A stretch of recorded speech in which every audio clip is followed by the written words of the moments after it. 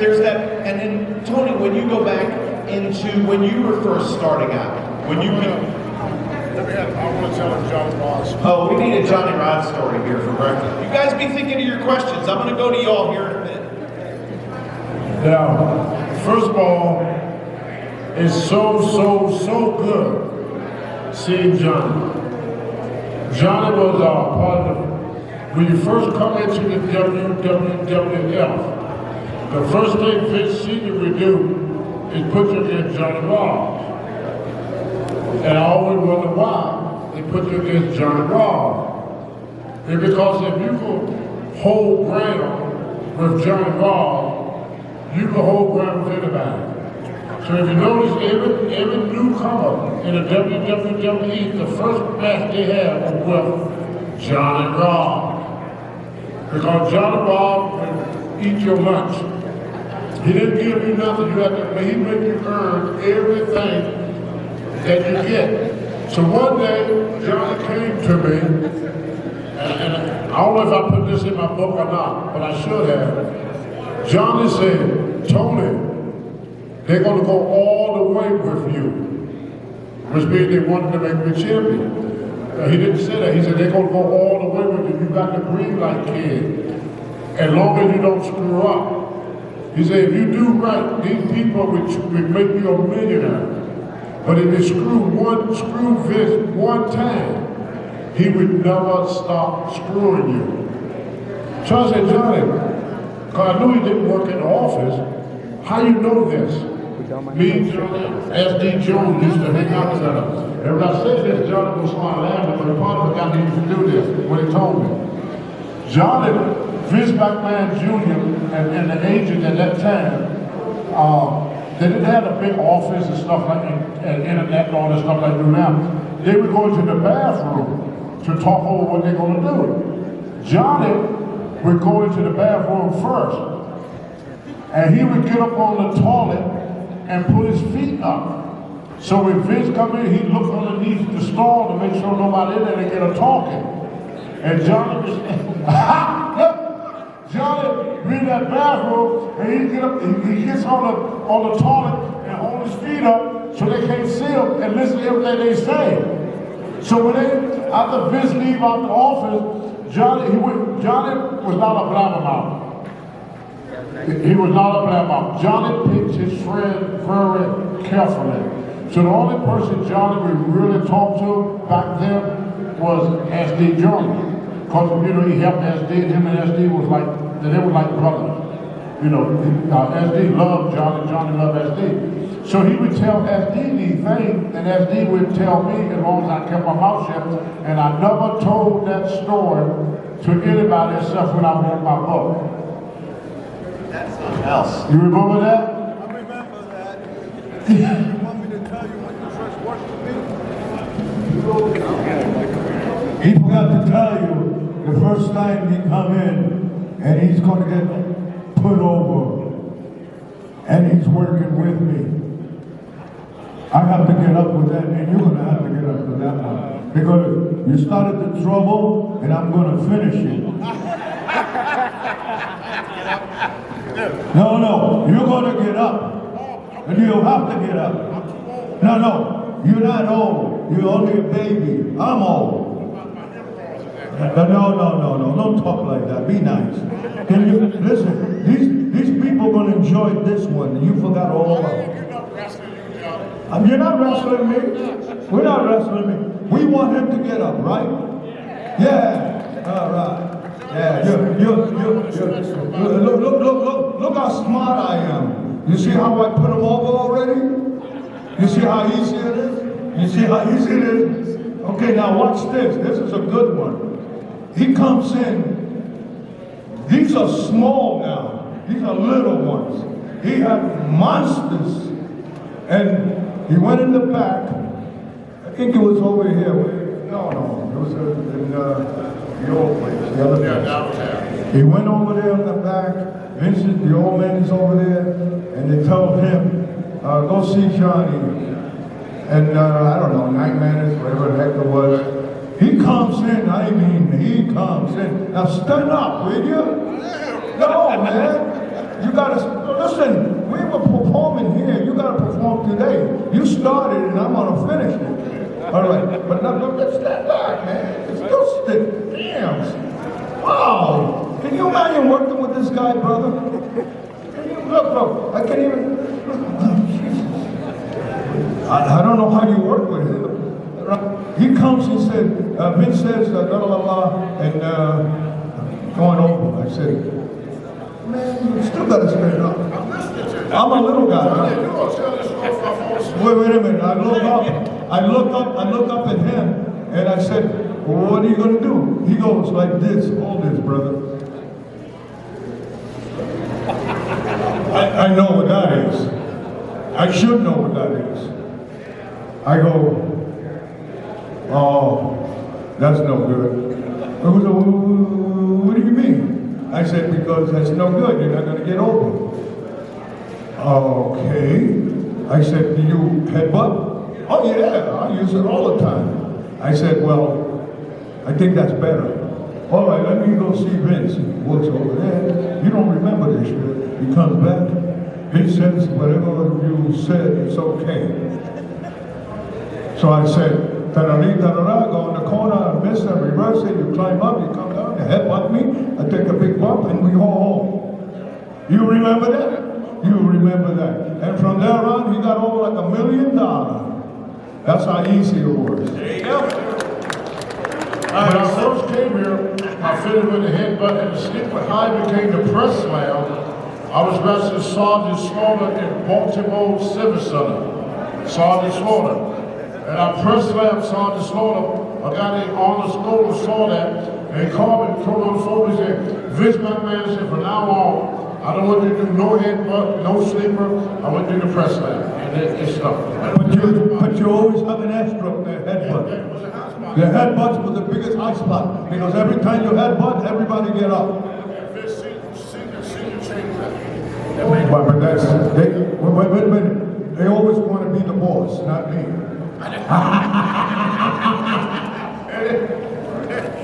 Apparently these guys are out of control. Good morning. Thank you. We will see WaffleMania. It's an honor to be able to have you. Good morning, United. Chuck Watts, Tony Atlas, right back there. Started all this, you know. That's why I'm here. I got the spoon. You gotta shut it up. You be the referee, all right? We gotta stir it up. I still love you, brother. Still loves you. That's how it is. All right, who's got some questions for our panelists? Come on. From a man right there. For AWA. Got a question, Mike, right here for you. Before AWA, what was your favorite territory you were working for? For AWA, the only other one I was actually in the South for 14 seconds. But Central States, which was Kansas City, based out of Kansas City, run by Bob Guy, one holiday race. As the war broke in, it was a good way to break in, because unlike today, we were working 6 to 7 days a week all year long. And you learn a lot faster that way, because you recall what you did the night before, to adjust. And it was a good time for guys breaking in. Although now we have probably better training facilities. I mean, I was training over Jerry Oso on a horsehair mat. The hair separates, and you take a slam or a hip toss. Yeah, there you go. Excuse me. But yeah, that was it. I really liked it. I hated leaving actually, because I was in love with everybody there. Not sexually, but I mean, I loved everybody there. But it was a bigger opportunity to go to AWA, because they were nationwide on ESPN TV. And instead of just seeing Nebraska, Iowa, Missouri, what was the other? Iowa, Central States area, and I got to see the whole country. Being a little Columbus, Georgia boy, I mean, that was exciting. They offered a little more money. It was funny though, I learned a lesson in this business right away. All that time I'd been working there in Central States, a year and a half or so, and they never offered me no guaranteed money. They always like, you got paid by the town. As soon as AWA said, come on up, well, we can give you $1,000 a week. I think it was actually $750 a week, which back then was decent. But I'm like, wow, you could have done that this whole damn time. It's not till I was 18 I learned that, so was able to use that to go to WWE for WWF at the time from AWE. But that was, and I really liked it. That was the first thing. Going to this house is get beat up for like a week. I don't know if that counts. Well, a lot of guys, it seems like when wrestlers would get done, quote unquote, with training and would start to get put out on the road, a lot of wrestlers wound up working for Bill Watts at the start. Like Paul or those guys. It seemed like they went directly from the laboratory of training with that out to Louisiana. Yeah, I mean, he had the WWF before WWF. I mean, he was all their guys. He was AWA guys and Indian guys, which would be before that guy, and NWA is. But yeah, I mean, that was a heck of a territory. They did a lot of driving, from what I understand. That was always drawback. I heard sometimes 3,000 miles a week. You might not sound like much, but try it. Yeah, think about it. You're told to change your oil every 3,000 miles. Right? Imagine having to change your oil every week because of the amount of miles that you're. Who's got questions? Give me a Don't question. forget about the Party with Marty podcast. You're going to want to see it. Party with Marty. Yeah, this is for Johnny Rods. Yeah, this is for Johnny Rods. My family's a huge wrestling fan. They just love wrestling. And Who is it, your dad? our whole family. Well, he couldn't hear you. Yeah, I was saying that my whole family, we just love wrestling. And I remember I was a little kid, and I was at my grandpa's house. And we're watching Andre the Giant throwing you and two other guys around the ring. And we loved that. And we missed, and we loved Andre. So we just wanted to hear some words from you about Andre. About big guy Andre? Gee whiz. You remember him, Tony? Well, I tell you what, I'm going to bring one that Andre and I did in Providence, up in Providence, upstate. It was him and I was driving, and it was him and I had a big Cadillac, big old Cadillac, and it was just him and I. We started, and he had a bottle of St. Pauli, a box of St. Pauli Girl beer, big back, nice and cold. I don't know where he got it, but somebody got it for him. The arena, we have it, and he pops one, gives it to me, pops the other one, he got it, and he keeps popping, and he keeps drinking. We left whatever, Rhode Island, whatever the heck we were. We're coming down to Connecticut. Connecticut at 12 o'clock at night, everything is closed. That's the law, right? Now, some people know that, right? In Connecticut, 12 o'clock, not at 4 o'clock in the morning like New York. So, oh man, there's nothing, no more beer. I look at him driving, I said, but you drink it all. I drink 3 or 4 beers and he drinks the whole box. And I'm talking about a whole box of Pauligale beer. Where he got it, I don't know. Well, we're in Connecticut now, and he said, well, maybe we could go down the road. We saw a little sign. We went down maybe a mile or 2, and there's a place. There's about 4 cars in there, and we walk in. Now, everybody knows I have to get up, because if I sit down there, I'm going to stay there, you know. That's what happens when you get old man, you know. What do you mean, you know? He's not going to leave me alone all day here, you know that. He's going to keep going, you know that. I know he's winding it up on something. You're using me, huh? Oh, okay. We go back to Andre. So now, we finally see the place. We go down maybe half a mile or so. This big place, 4 or 5 cars, and we walk in. So of course, I walk in with Andre, I'm a little midget, and Andre's a giant. Everybody can see, whether the wrestling fans or not, they say, oh yeah, that's Andre the Giant. Okay, go to the guy behind the bar and he said, hey, think we can get some beer? But they don't want to give it because it's too late. Oh, come on. So, I'm from the neighborhood.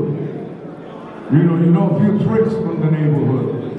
So I said to the guy, amigo, don't you think that you have a back door? He goes, sure. I said, you got a dumpster? He goes, yeah, why?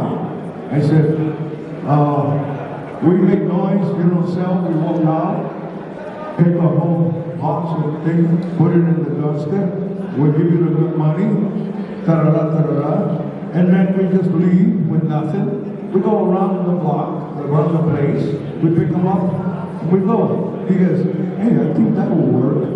All right, because it was handwritten, we got cold beer, and that was one trick to get beer for Andre the Giant. Now, if we drove another 50 miles, he's already looking for another bus. Isn't that Andre the Giant, Tony?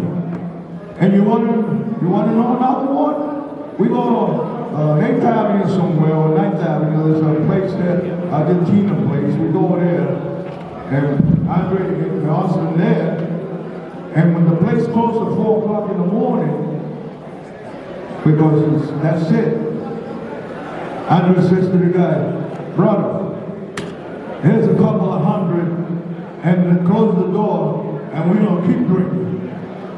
That's the story on Andre the Giant. Isn't that, Tony? That's a good one, right, baby? So we got a question for RBD. RBD? Over here. Back in 98, we were very in here, in Hamburg. You guys remember about that match? What was it? Back in 98, you went to Jerry Lynn here. Oh, Do you remember that match? no. How about overall thoughts on Jerry Lynn?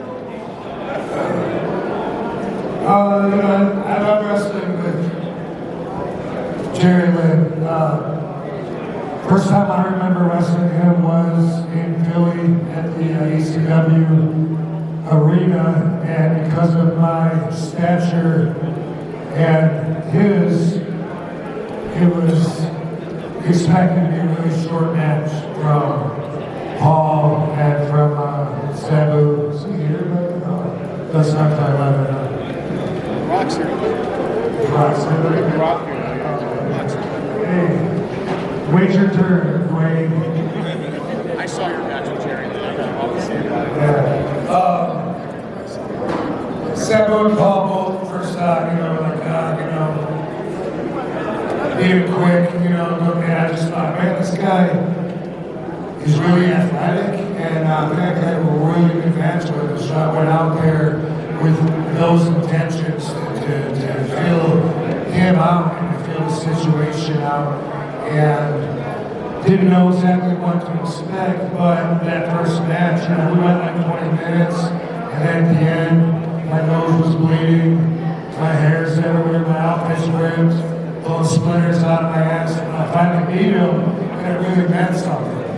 And I was really glad with that decision to draw it out and to see what he had, because obviously that led to a series of matches where we seemed to be getting better each time and outdoing ourselves from the previous match, countering our counters from the last time, and growing in that forward fashion, which is not too often that's done with somebody.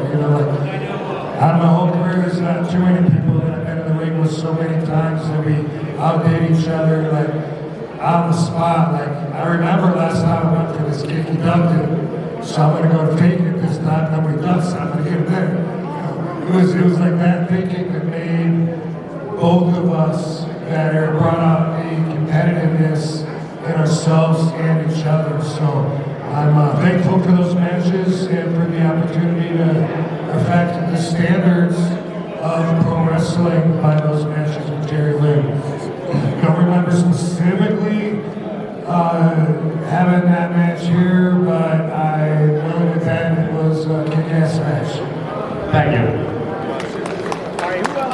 question. This young man over here has been waiting. And late.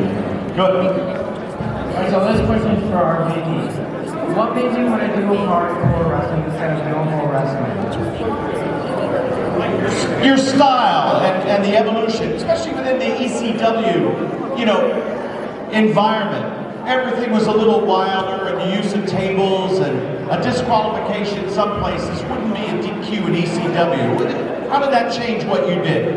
Well, even before ECW, being trained by Sabu, we were diving out of the ring. Back then, that was considered crazy.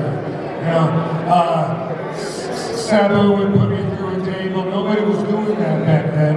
And even before my first matches, I wasn't straight because I was thinking of new moves that I hadn't seen before.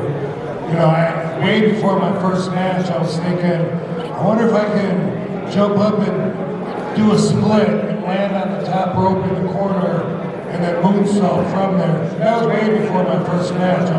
That's what I enjoyed out of getting into the ring, and that's what I enjoyed bringing to the industry was creativity. So I always thought out of the box and was always trying to be different. When I got to ECW, it was intimidating because there's all these adults, not kids in the crowd, but middle-aged adults that are studying the match, waiting for you to slip so they can make fun of you. That was a lot of pressure, but it was the right amount of pressure, the right crowd for me to learn in front of. And ECW is all about taking it to the next level, so that's what I did. I would dive over the rope and not touch it and clear the rope. Next time, I'm going to lay a chair there and dive over the rope and the chair.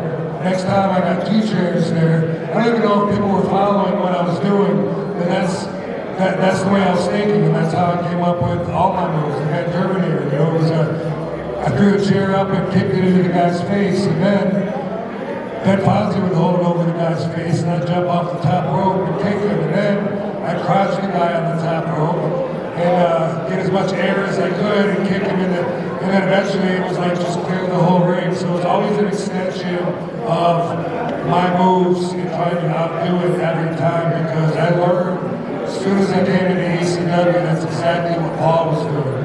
Every time we'd come to the Philly Arena, I think there's no way he's going to top that show this time. I mean, he just blew his nut. Everybody that's here has gotten the best show ever. And then next time we come there, he find a way. This time he turns the lights out. Whoa, that's different. And then every time it was always more extreme. So I fit right in. He did that with my moves, and I did that within the standards of the hardcore crowd. So fortunately for me, that's one of my strengths, that I'm very durable. I can take a lot of punishment and not get hurt. And so that's the way that I prefer to be showcased in a hardcore environment. Even when I was in WWE, when I got the hardcore championship belt, that was one of my favorite titles because I could be myself. There wasn't that pressure to conform. Really, did you and Sean, when you first came to New York, was there a pressure? Yeah, was there a pressure on you guys to slow down? Don't do so much. Let me say more what he said. That's to me is the way to do it. Without competing against the other guys that are around, you're competing against yourself. Because that's the only way you get better is compete against yourself. And you get better automatically. And you keep that beating yourself. You go get as far as you can go. Whereas you're competing against the next guy, you're wasting time. You got to beat yourself before you can beat anybody else. But so I like that. His thing on how to get better, how to get better. But what was the question about Sean? Oh, what WWF will ask to slow down. No, on our party, they said please slow down.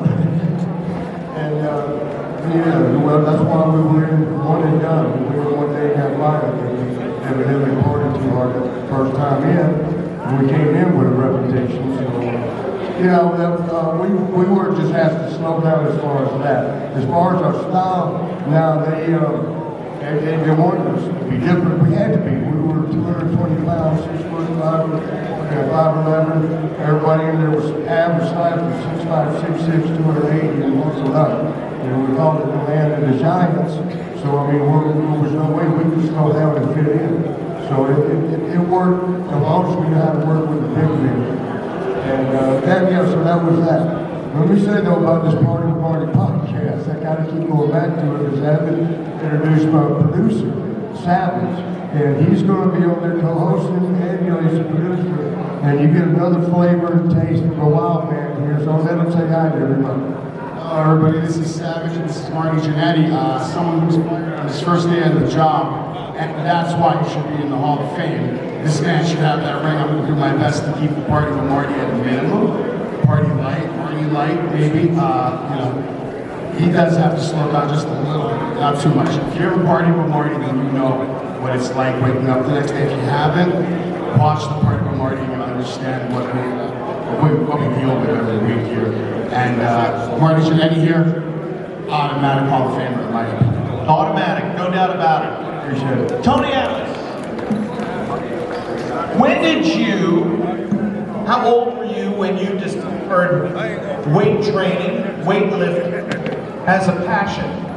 How old were you when you began lifting weights?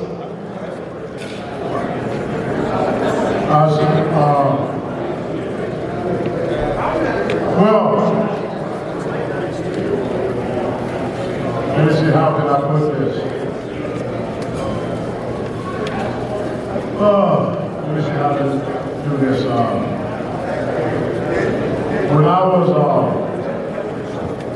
6 years old,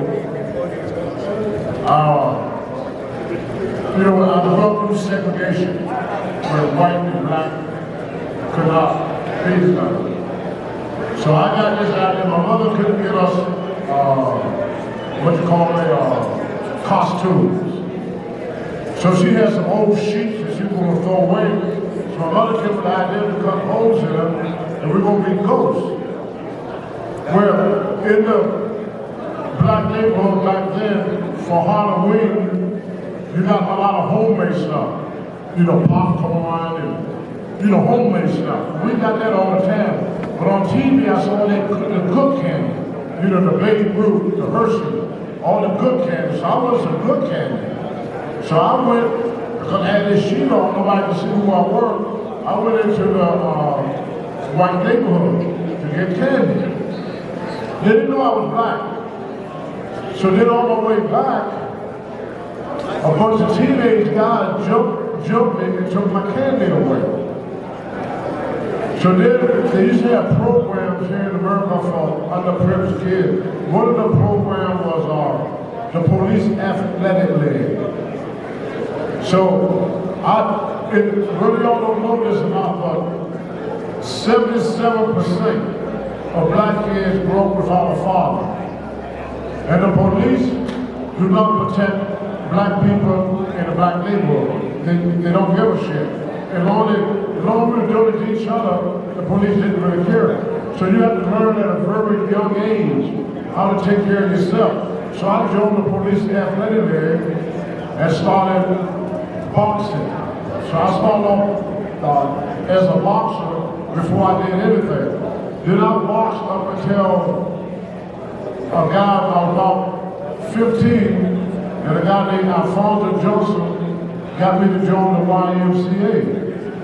So by the time I was 19 years old, I was Virginia powerlifting champion, I was Virginia weightlifting champion, I was Virginia bodybuilding champion and arm wrestling champion by the time that I was 19 years of age. So I really got started in this stuff. They say it's a joke, but it was true. I've been in the sport my whole life because I always wanted to be able to protect myself because I didn't have a father to look after me. My mother worked, you saw my book, from 7 o'clock in the morning to